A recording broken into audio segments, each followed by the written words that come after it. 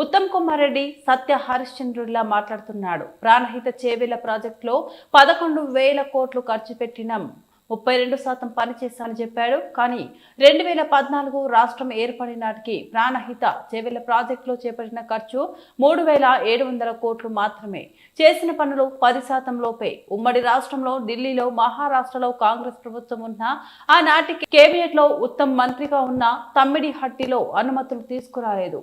సత్య హరిశ్చంద్రుడే దిగచ్చిండా? అబ్బా ఉత్తమ్ కుమార్ రెడ్డి ఇంత నిజాయితీగా మాట్లాడిండా అని మాట్లాడతాడు. ఆస్కార్ అవార్డు ఇవ్వచ్చు ఆయనకు. వాస్తవానికి చెప్పాలంటే 2014 రాష్ట్రం ఏర్పడే నాటికి ప్రాణహిత చేవేళ్లలో పెట్టిన ఖర్చు కేవలం 3,700 కోట్లు మాత్రమే.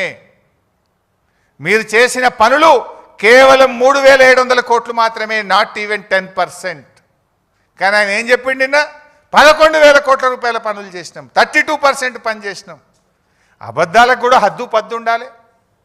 నువ్వు అసలు గుండెకాయ లాంటి తమ్మిడిహట్టికి ఢిల్లీలో, మహారాష్ట్రలో, ఆంధ్రప్రదేశ్లో కాంగ్రెస్ ప్రభుత్వం ఉన్నా, ఆనాటి క్యాబినెట్లో నువ్వు మంత్రిగా ఉన్నా కనీసం అనుమతి కూడా తేలేదు.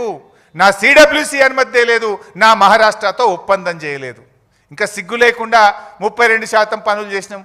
కమిషన్లు దొబ్బిండ్రు మీరు. ఆ రోజు మొబిలైజేషన్ అడ్వాన్స్ పేరు మీద, సర్వే అండ్ మొబిలైజేషన్ అడ్వాన్స్ పేరు మీద 2,300 కోట్ల రూపాయలు జేబులు నింపుకున్నారు, కమిషన్లు దొబ్బిండ్రు, ప్రజలకు అన్యాయం చేసిండ్రు.